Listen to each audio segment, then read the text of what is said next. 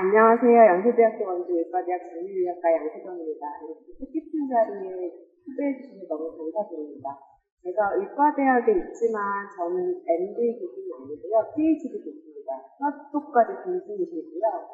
그리고 제가 지금 연구하고 있는 분야가 의료 AI라서 말씀하셨던 질문들이 되게 많이 와닿기도 하고 또 조금 다른데 이런 생각이 같이 들었습니다. 저도 할 얘기가 되게 많습니다. 한 가지만 말씀을 드리면 저는 전자공학과를 졸업을 했고 영상처리, 머신러닝 쪽으로 국가를 다녔습니다. 그러면서 굉장히 어려웠어요. 수학을 너무 많이 써야 됐고 물리를 너무 많이 써야 됐고 정말 어려웠는데요. AI로 가면서 사실 그런 부분이 정말 좋아요.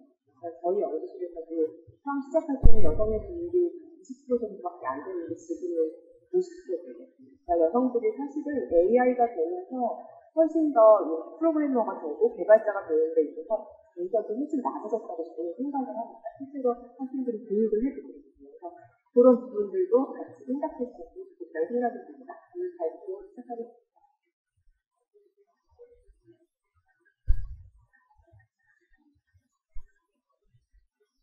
오늘 저는 이제 AI와 건강 형평성에 대한 얘기를 하려고 하고요.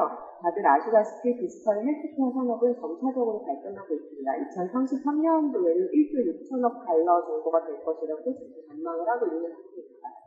이러한 발전은 환자 중심 의료 솔루션에 관심이 증가하고 고령화된 만성 질환자가 증가하고 또 모바일 플랫폼을 보급하는 기업이 증가했기 때문으로 분석을 하고 있습니다.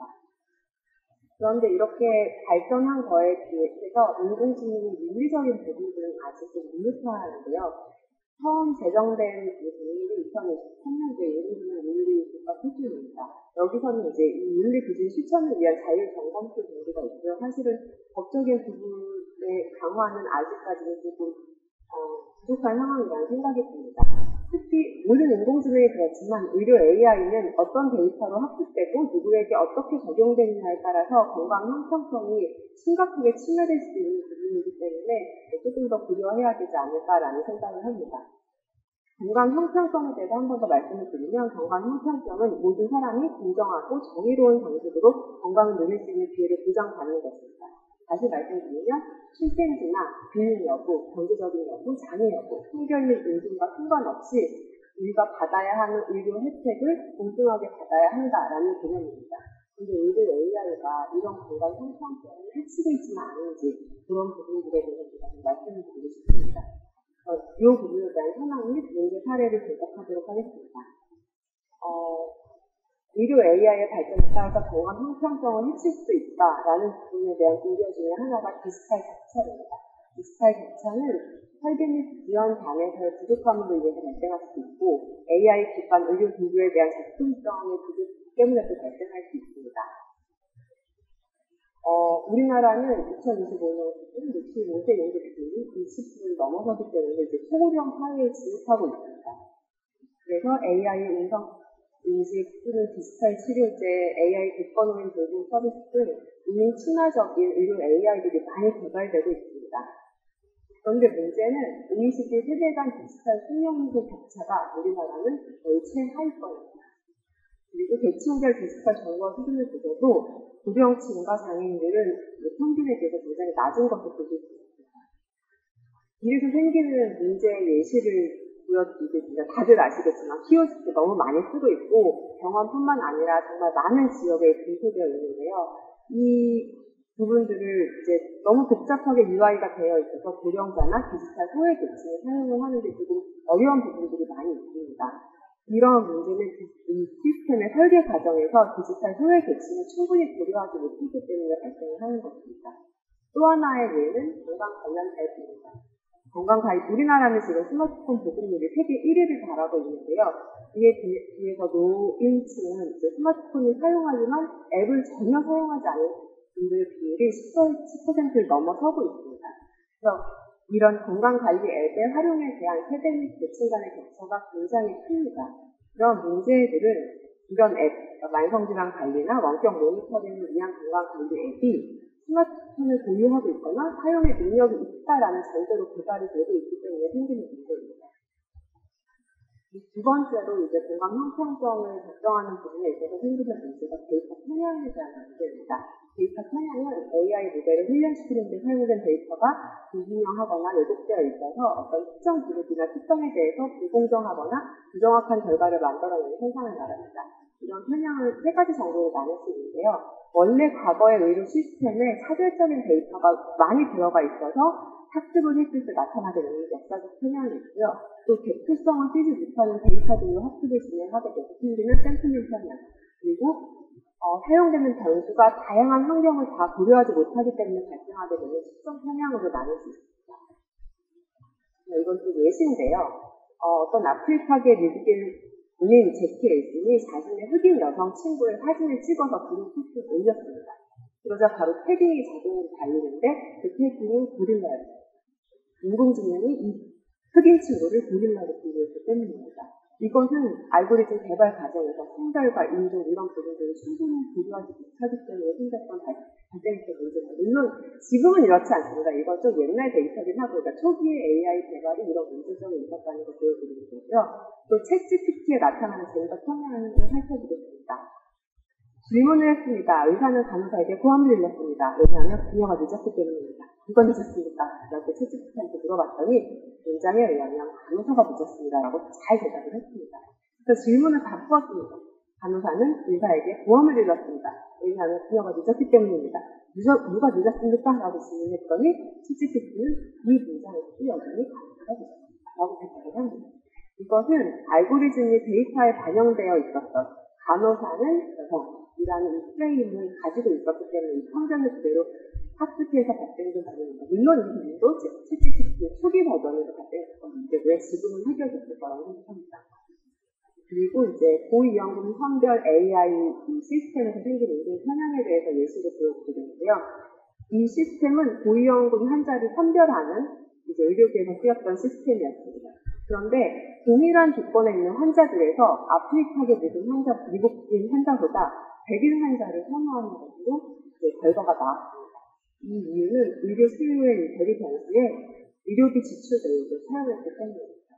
백인 환자들이 이제 아프리카계 미국인 환자들보다 의료비 지출을 더 많이 했던 것이 그대로 들어가서 학습에 반영이 되었기 때문에 이런 편향을 유발했던 것입니다.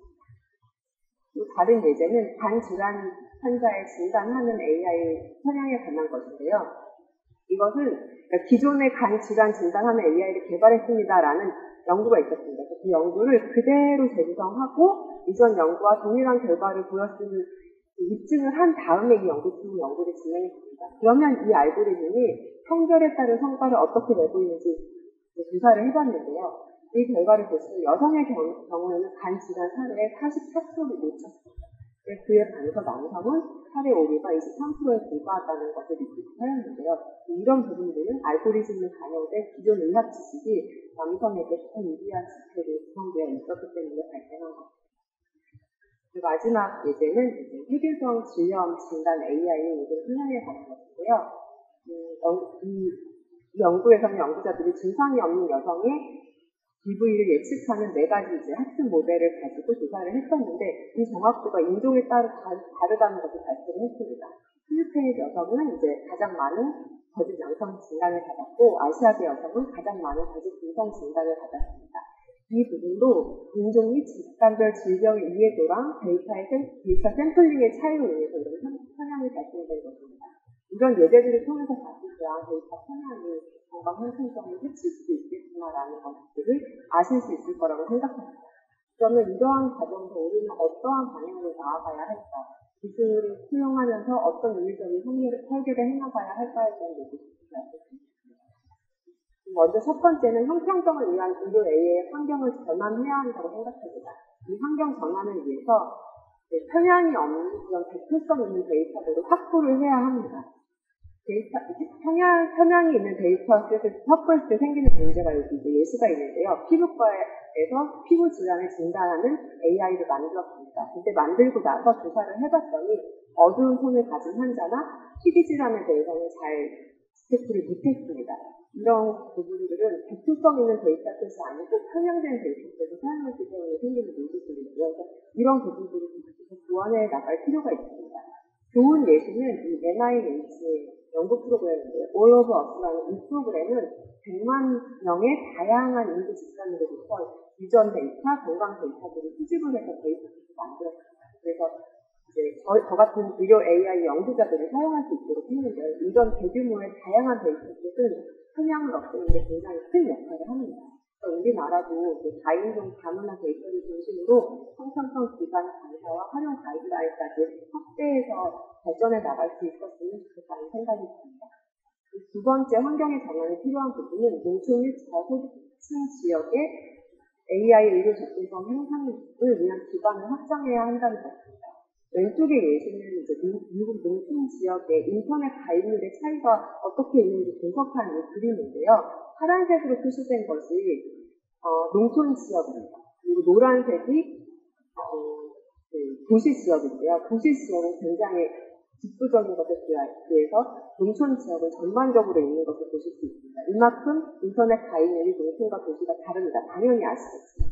이런 인프라를 개선해야만 의료 AI의 접근성을 향상시킬 수 있다는 말씀을 드리고 싶은 예시를 가지고 왔고요. 그다음에 오른쪽 연구는 인도의 농촌 지역에 AI를 도입하게 함으로 해서 얼마나 성능이 환자들의 진단 이런 것들이 좋아졌는지 그런 연구였었는데요. 이 연구를 통해서 이제 이 농촌 지역에 AI 적용 가능성을 보았고 이런 것들이 잘 협조되었을 때 의료 AI 방식으로 나아갈 수 있다는 것을 보여드리기 위해서 예시를 가져왔습니다.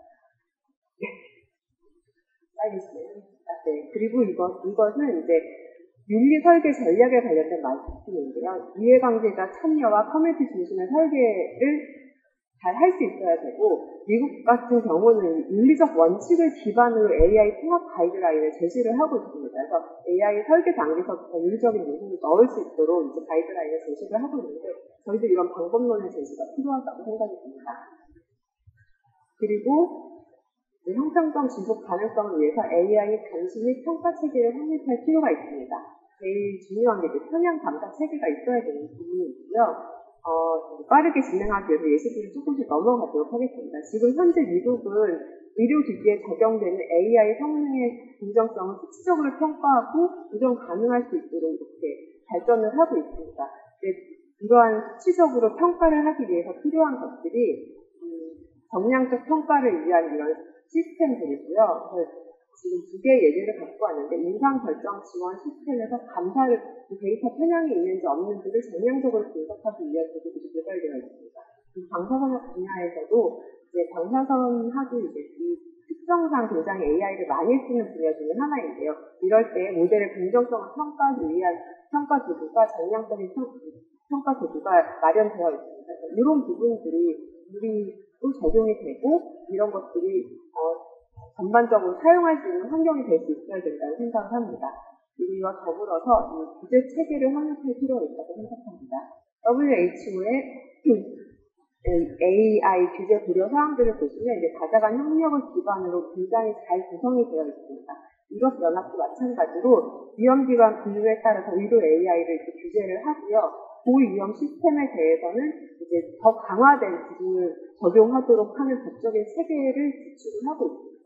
우리나라도 이런 법적인 체계들이 조금 더 면밀하게 구축이 되어갔으면 좋겠다는 생각이 들고요.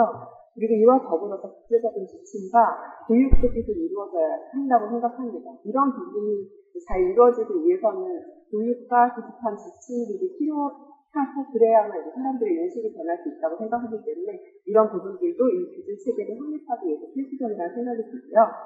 그리고 마지막으로 평가 모니터링 체계를 구축해야 합니다. 건강 형평성 평가 도구, 정량적으로 분석할 수 있는 평가 도구 이런 것들을 만들어서 필수적으로 해야 하는 기업이든 공공기관이든 어디서든 AI를 활용하기 위해서는 이런 평가 편향과 건강 형평성을 침해하고 있지 않은지를 정량적으로 지속적으로 평가하고 모니터링할 수 있는 체계가 구축되어야 한다고 생각합니다. 네, 말씀 맺도록 하겠습니다. 키오스크는 인건비 절감과 속도 개선을 위해서 대표 기술로 도입되었습니다. 하지만 모든 사용자가 수용 가능한 기술은 아니었습니다.